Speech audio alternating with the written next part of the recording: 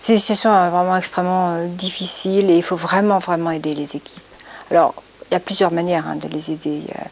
Déjà, de pouvoir en parler, qu'il y ait des lieux où on peut échanger. Alors il y a souvent des réunions quand même dans les équipes. Il faut que les soignants se sentent tout à fait à l'aise pour exprimer leurs émotions face à ce qu'elles ont ressenti dans certaines circonstances. Il ne faut pas qu'elles aient peur de pouvoir dire qu'elles ont eu peur justement, qu'elles n'ont pas trouvé les mots qu'il fallait, qu'elles ne savent pas quoi dire.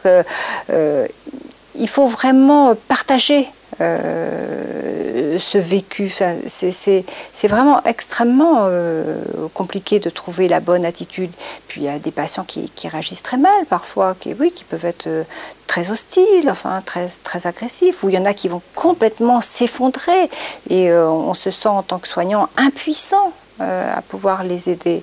Donc je crois que de pouvoir déjà avoir bien sûr il y a les lieux informels autour du café où on peut échanger, mais aussi que quand même que ce soit véritablement pris en charge comme ça, en compte dans le travail d'équipe, qu'il y a un temps pour ça. On ne va pas simplement parler du médical pur.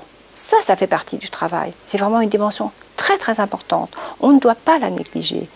S'il y a des réactions qui ont surpris une infirmière ou une sage-femme et qu'elle s'est sentie débordée, elle a le droit et au contraire, il faut qu'elle en parle.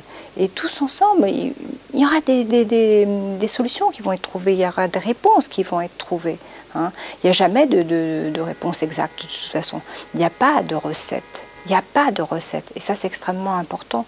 Il faut déjà donner confiance aussi aux soignants, leur permettre de faire avec ce qu'ils sont, avec leur bon sens, leur intuition, leur sens clinique.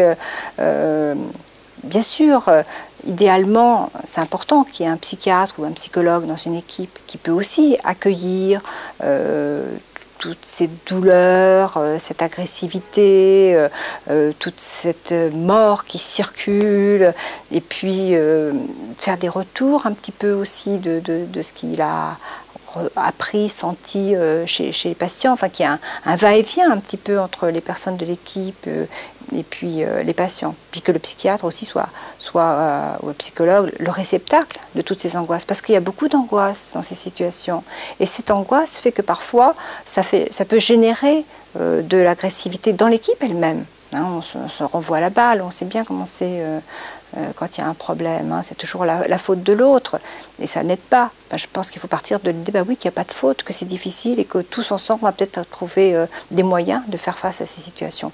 Et puis petit à petit, ça se construit, il y a des choses qui se transmettent.